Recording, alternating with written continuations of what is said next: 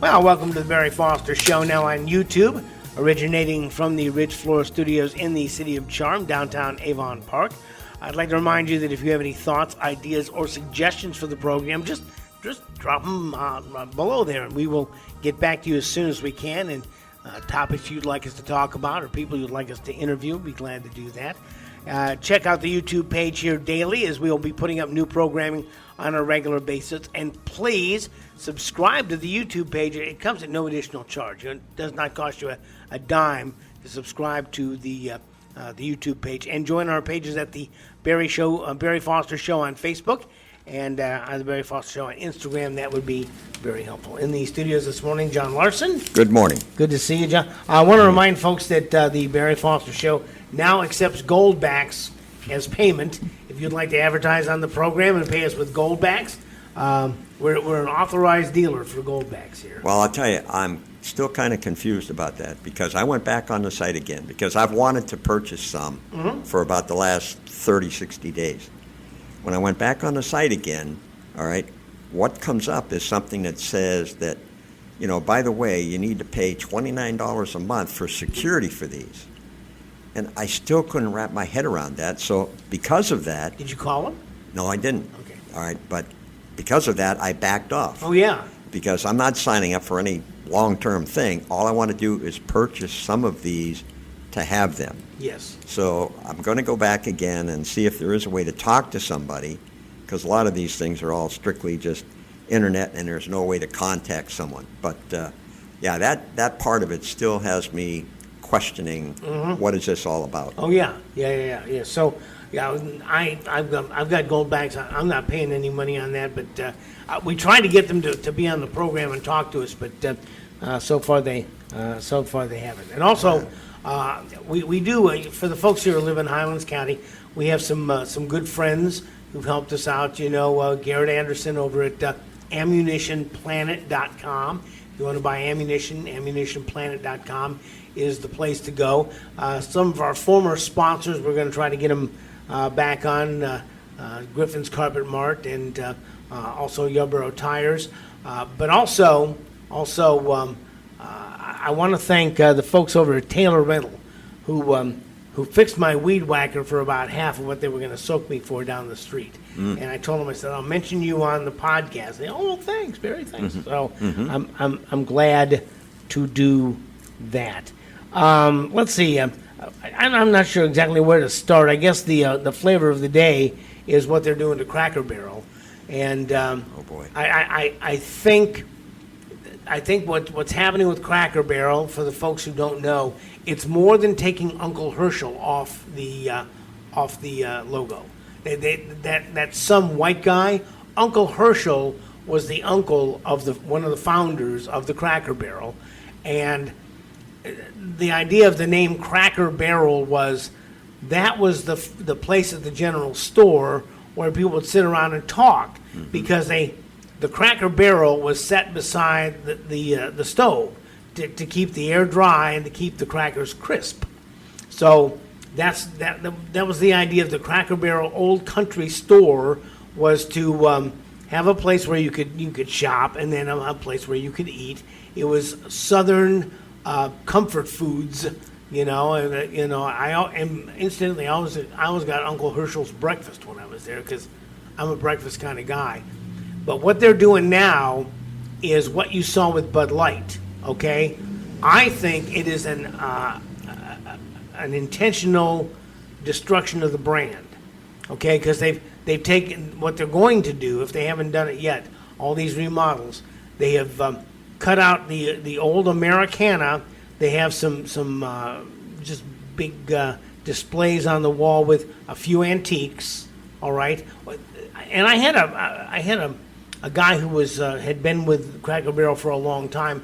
It originally was founded by a Christian family with the idea of a place where people knew they would get good food. They would have some stuff to sell. No beer and wine, nothing like that. But when the founders died and they sold the company off, that's when the beer and wine started to come in. The quality of the food began to go down. And now they've got this gal in here that's going to make it look more like a car dealership than the Old Country Store. I travel fairly frequently, and I have my whole life. And one of the things I always try to do when I'm stopping and staying overnight is to find a location that's close to a Cracker Barrel. Mm-hmm. The reason is I know what kind of food they're going to have. And I like the kind of food home cooking. I'm not I don't need a $100 plate dinner. I don't need that. I just need something that's $29 or $19 or whatever for dinner. So I have stopped at probably hundreds of Cracker Barrels over the years, and I've always enjoyed it. I like the atmosphere. The one thing I do like, and I think you mentioned it shortly, when I went to different locations across the country, they had crafts that were made by local craftsmen. Right. And they sold them. Over time, they've done away with all the local craftsmen, and if you look at most everything that they sell in there now in the gift shops, so is like from China. Yeah. Most of it. I mean, it's unfortunate they left part of the past behind, and it didn't need to be a big display, but maybe you take a half a dozen craftsmen from that area that make things and let them put their stuff in there, on consignment, if you will, to sell. Made right here around Knoxville. Absolutely. Yeah. And I appreciated that. I like the decor. I didn't need, now the walls are painted white. The floor is hardwood. They've replaced the wooden tables and chairs with booths, okay? Mm-hmm. So it's all just completely foreign to what they've had for all these years. It looks like just another restaurant. Absolutely. And I think there's a reason for that. And I think that a couple of things. We saw them do this, and we've talked about this with football, with sports, because sports is, as Rush used to say, America's toy chest, where you could disagree on certain things, but you could all root for the same team that you're all rooting for, or root against the team that you don't like, whatever. But they've gone after that, all right? Bud Light, which was for frat boys, which was an American, they went after Bud Light. I think that was an intentional takedown. That's my you don't go totally against your customer base and expect to be successful. And so that's what this is. This is the upshot of a long decline because they want to do away with Americana. It's like tearing down the statues. All right, they want to do away with the idea of what America used to be like, and it's an education for young people to go in there and say and to see, oh, Dad, what was Moxie Cola? Or if they don't know, they can now pick up their phone and look at some of these old brands mm-hmm. that were up there and see that these were America's success stories, starting, a flour company or a maple syrup company or some other kind of company that Americans started, food service or stores, and it's the American way, and it's their takedown of that. And I think that the takedown of Cracker Barrel has a lot more to do with destroying Americana than it does trying to do anything else. Well, I don't know if you know, but over the last few years, Cracker Barrel has been a major sponsor for a number of Pride days around the country, Atlanta being one, and so on. So they did that, which is stepping out right into the throes of what's going to happen, okay? And you're right. I think the current CEO, she was able, obviously, to sell the stockholders, the shareholders or somebody on this approach, on this woke approach, which it is. It's a woke approach. Well, I had heard, I had not seen this, but I had heard that for the Pride Month, they had painted the rocking chairs on the front porch, different colors, of the different colors of the rainbow mm-hmm. for that. And it was, like I say, it's been a decline for a while. Mm-hmm. And this new announcement is what I've seen is that they've lost $100 million in value. Now, if I'm a stockholder, if I'm a board member, I'm going to say, hey, whoa, wait a minute. We can't do this. And now that happened to Bud Light. Bud Light came to their senses and fired that gal. I don't know how long it's going to take Cracker, or if they will even do it. Well, I have a sense that if the backlash continues vocally, because I'll tell you, on Facebook the last week, my God, you start scrolling through the negative comments about Cracker Barrel, you could scroll for 30 minutes and not get to the end of the note. You couldn't, the comments, you couldn't. There was that much backlash. And I think everybody looks at it the same way. They liked what it was. It was home cooking, supposedly. You knew what you were going to get when you went into a Cracker Barrel, and they liked that atmosphere. That's what drew people to it. Well, our dear friend Dale Flug would always talk about the Green Bay Packers and Vince Lombardi, and when they would get together for the first practice of the season, Lombardi would stand in the middle of all the players and hold the pigskin above his head and say, "Gentlemen, this is a football." And he wanted to get back to basics. Mm-hmm. And if you were going to revive Cracker Barrel, I would say you would turn 180 degrees and say, we're going to go back to what we used to be. It was called America's Front Porch. That was their slogan. And the idea was it was open for all Americans, to the American culture. And I've told this story before. I'll tell you the Reader's Digest version. Up in Eagle Lake, there was a great truck stop with great food. I mean, biscuits and gravy were out of this world. The best Southern cooking you'd ever find. It was called Big Mama's, okay?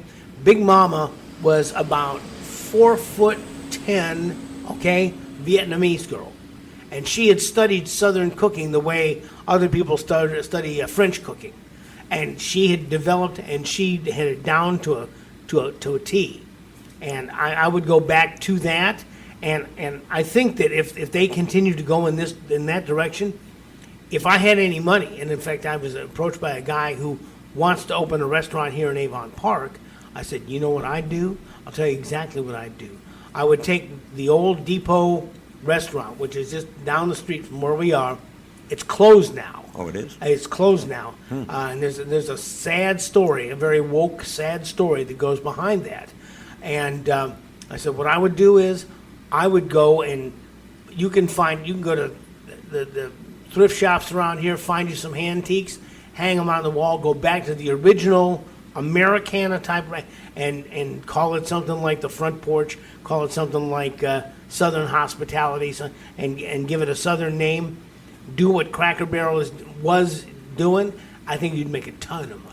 Well, we used to go to that home at Depot quite often. Oh yeah, because you liked the food. Yeah, it was good. It was simple, it was plain, but it was good food and whatnot. So yeah, I didn't know that. I knew it was reopened under some other, group, if you will, but I didn't know they closed again. It's a long, sad story. Wow. But if I was if I was a entrepreneur and there was a Cracker Barrel in my area, because they started, they're all over Tennessee, but once they got started, you really only find them by a major highway, by a major highway or an interstate, a turnpike, something like that.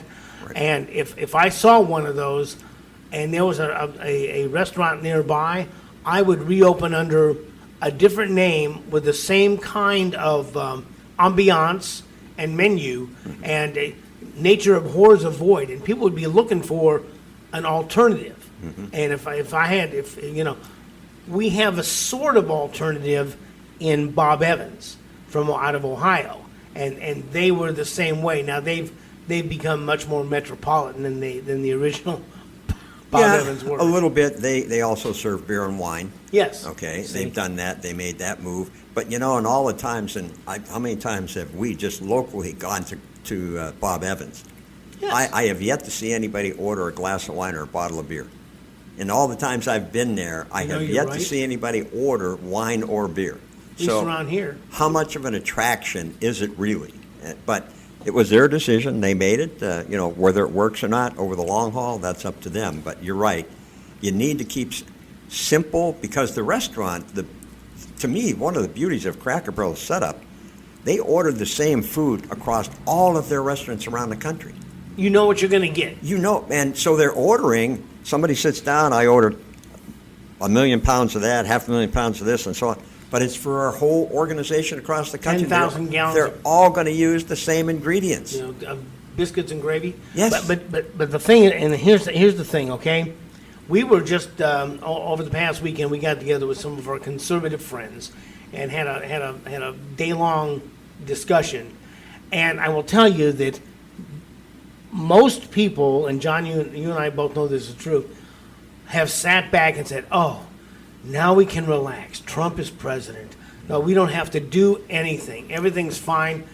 Trump will take care of everything. When you have what happened to Bud Light, what's happening now to Cracker Barrel, this should be your call to action, because the action to destroy America's culture is well underway. The activities we see the redistricting in Texas and the redrawing of the lines, but other states are, the 5 seats you're going to gain in Texas may be outdistanced by other states, the California, the Illinois, the New York. They didn't have that many left, but if they gerrymander their lines, and that's what happens, if they can take the midterms, and the Republicans can lose power simply by the redistricting of the states, and then Trump's second 2 years is forfeit. There's nothing he can do. Right, and again, all the things that he's begun in the first 6 or 8 months is going to be lost if they lose the midterm election, because their sole purpose in life, and they've already said it 2 years out, our purpose is to impeach him again. And put him in jail. Do away with him so he's powerless. And that means that the second 2 years of his term will be 0 gains, because he's going to be in court 9 days out of 10. And so that's what folks need. You need to be energized. You need to be as concerned about the midterms as you were when he ran in 2024. Yeah, because you can't live a totally political life.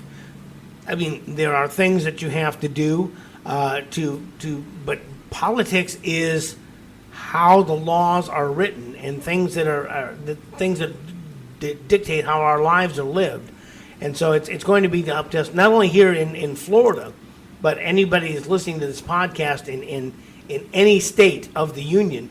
You have to begin to look at what's happening in your state and begin to talk to your friends and neighbors, and to begin to take some of the information that we have here and say, look, we need to push back. We need to continue to push back, because they're going to continue to push ahead. Oh yeah, you hear all the pundits nowadays, and I watch a lot of pundit type shows, and they all say, oh, the Democrats are dead. Folks, the Democrats are not dead. If you think they're just going to roll over and leave the next 4 years to Trump, you're in la-la land, because they are going to return to power, one way or the other. Hook or by crook, they are going to return to power, and when they do, our life is going to be just like it was for 4 years under Biden. Well, if you listen on Monday, you listen to Karen Schoen talk about how the Democrats really are now much more reminiscent of the communists than they are of the Democrats that your parents or our parents grew up with, okay? There were Democrats who believed that government was the answer to everything. Government programs were the way to go, and but they were still Americans. They wanted America to do well. They wanted America to be first. Nowadays, not so much. And Karen outlines how in the Communist Party, if you step out of line with any step, you're ostracized. You're shunned, and that's the way it is now. You can't be 99% with the Democrats and just not on board with this one thing. If you're not on board with everything, you're out. You're canceled. You're castigated. And so it is. That's why the Democrats have been bleeding people. I mean, the Democrat Party, the numbers have been dropping off like crazy, which just means it's a more pure form of commocrats, that's there. So when you have NPAs, some of them are disenfranchised Democrats, the way we were disenfranchised Republicans when we didn't like what the Republicans were doing, what the rhinos were doing. So the NPAs were really very, very conservative. Well, not so much anymore. I just got a story about a state, they said a senator in Kentucky. Well, it's a state senator, a guy by the name of Robin Webb, who after 27 years flipped to be a Republican. Now, if you're a politician, you've got to have a party behind you. Mm-hmm. Okay, that's just all there is to it. You independents, even if they get elected, they have no party structure to help them get their bills passed and any of that kind of thing. So, but John, we talked about this before we came on. Did they flip to become a Republican, or are they infiltrating? That's it. You don't know. You don't know. And I've learned one thing over the years. If you want to talk about dirty tricks, the Democrats have dirty tricks. Oh, yeah. And it doesn't mean the Republicans are not holier than thou. I'm not saying that. No. But I know for a fact, things that I have seen and heard over many, many years, the Democrats have a lot of dirty tricks. But these are rhinos are really Democrats in Republican clothing, because Yeah. some people can't run unless they run as a Republican. Karen on Monday points that out, is that, and Rush pointed that out for many years, that they run as a Republican, but once they get in, then they go down the line, and they are really more insidious, because then they make quote unquote bipartisan issues. Why? We have some Republicans that are on board with this, and well, they're not really Republicans. They have an R after their name, but they're not really Republicans. And that's why I think a lot of the Republican hierarchy doesn't like the American First people. In fact, we heard of a group of people now starting what they call America First executive committees, which are going to be kind of like Republican executive committees, but they're going to be conservative America First people. And America First is the future of the Republican Party, at least for now. And they have Donald Trump to lead the party, at least for now. Would Donald Trump lead that kind of a movement even after he gets out? I think yes. I think he would. He would, but what we have to remember, when he gets out, he's going to be 83.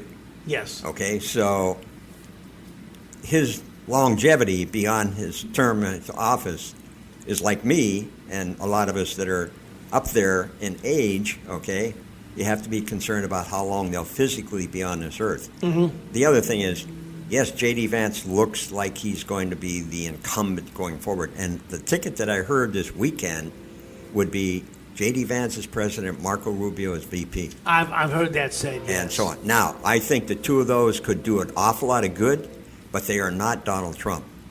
And they will never be Donald Trump. Okay, so they could come at it from a totally different, quieter kind of a way, but they will never be Donald Trump. No, and one of the biggest, hello, Amtrak. One of the biggest blows to our movement was the death of Rush Limbaugh. Oh, yeah. And now just recently, more clips from his former show have come up, and one of the tags is he's 99.9% always right, because many of the things that he predicted prior to his death still are coming true. Yes. And so things that were not counted as him being right now are being counted. So his accuracy level has actually began to increase.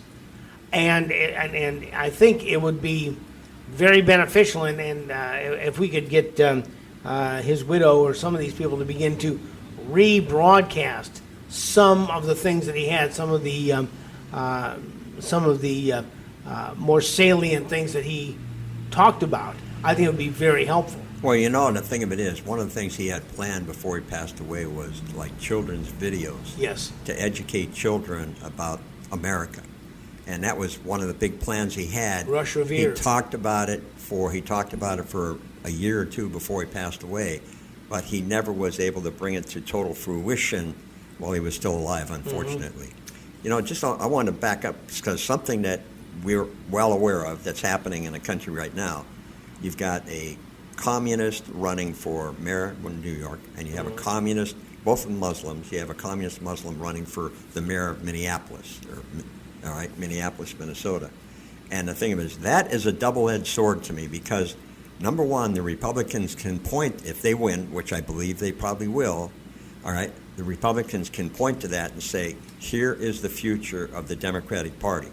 Unfortunately, if they get in and whatnot, the disaster that they're going to create for the people in those two areas is going to be tremendous, because we know, and Mondami, he came out again this weekend and he said, they're not going to have no policing, they're going to have social workers or whatever you want to call them respond to police calls and so on. And if you don't get in New York, and that's why Trump has said he wanted to go to these different cities that have major crime problems, if you don't get the crime under control in New York now, under Eric Adams, and this fella gets elected, you'll never get it under control, because he doesn't believe in the police force. He believes in no incarceration. All right, everybody. He's going to increase the amount of theft that you can do up to $1,000. It's already some number, 700 or whatever, without being penalized. And so he wants to take it to 1,000. The only thing he wants the police to be involved in is serious crimes like murder and rape and those kind of things. But all the so-called petty crimes, carjacking, store shoplifting, we're not going to worry about any of that. We're just going to let it happen. So can you imagine the anarchy that's going to occur in these two cities? And the thing is, and I'll probably get into this a little bit, but we are now at this taping of this program, 12 days in Washington, D.C. without a murder, okay? The crime numbers have just plummeted to almost nothing. And one of the things they talked about was there were people on the Washington, D.C. Council who had been carjacked, who had been the victims of crime, but still did not bow up and say, look, we need to have law enforcement. Yeah, we may be against some of this other stuff, but we need to have law enforcement for our cities. I watched the video yesterday of police just driving through, D.C., driving through the various neighborhoods. And the one thing I noticed, and this is the beginning of it, because I think it was Paul Harvey years and years ago told the story of, and he asked the question, why when you go into a neighborhood, in the poorer communities of a neighborhood, why is it so covered with litter everywhere, covered with litter? He said, and yet they're sitting on the porch. Why aren't they off the porch picking up the litter? When I saw this video yesterday, it was a good 30 minutes plus, where the police just drove through the various D.C. neighborhoods, the clutter that's everywhere. Yes. I mean, thrown in the yards, thrown in the streets, thrown on the sidewalk. Nobody, obviously, and huge groups of mainly younger minority men sitting around doing whatever. Now, they may not have been committing crime because they know that there's people watching right now.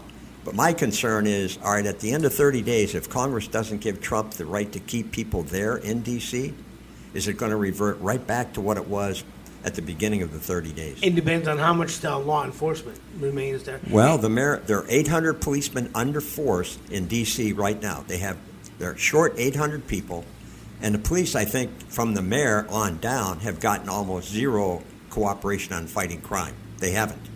So it just runs rampant, and it's proven that all you do is, if you just put the forces in there, all right, and start arresting the bad guys, taking guns off the street and those kind of things, but unfortunately, if that goes away, it'll be right back to where it was. And it is, what will citizens do? Will there be enough citizens? I don't know, just my question. I know. Will there be enough citizens who now have gotten a taste of what it's like to be able to walk the streets without someone panhandling them, without someone trying to mug them, without feeling somehow distressed or afraid of what's going on because of the law enforcement presence?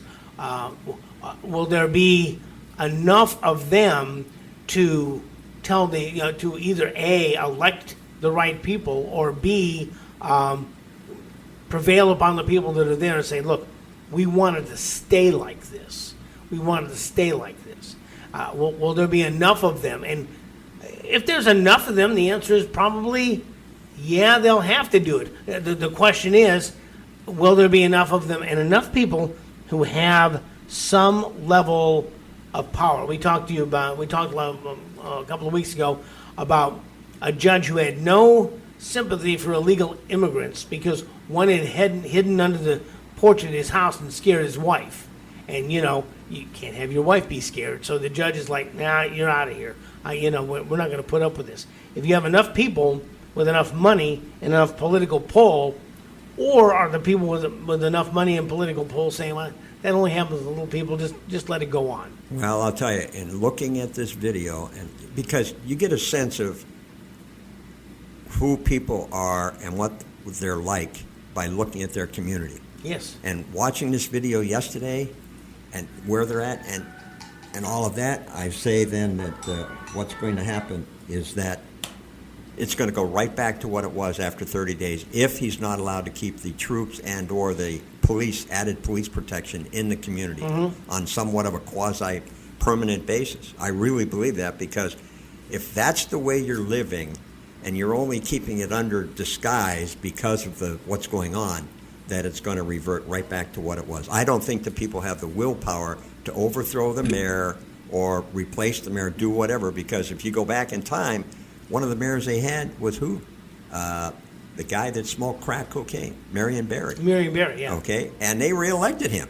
All right, so there's a bad precedence there. Yeah, John, the thing is this, and it's again, the Republicans can point and say, look, when Trump had the city under control, put a lid on it, it was fine. Right. And tourism numbers were up. People wanted to come and go and see the different memorials, wanted to go and do certain things. They didn't need an armed guard to go with them to do certain things. Back in the middle '60s, I went with a group of kids to Washington D.C. We walked around and there was not any problems. I mean, I didn't have any issues whatsoever. But that was 50 years ago. So. Well, I'm just concerned from what I've seen and whatnot. I realize it's under control now, and that's fine because you have people there overseeing what's happening. Yes. And trying to control the crime, trying to control the bad guys, trying to get guns off the street, and so on. So you go back. If you look at the number that we discussed last week, the number of murders in D.C. as a capital city versus other capitals around the world, theirs was like 27 per 100,000. Other countries, nobody was near that number. Nobody. It was the highest murder rate in the world. Yes, for a capital city. Yes. And it's just, you look at that and you say, my gosh, folks, the numbers are right there. And who are being the ones that are the victims of these murders? Mainly minority men. Well, again, John, this is a call to action. Absolutely. And people need to do certain things, and they need to get involved, and they need to get involved now.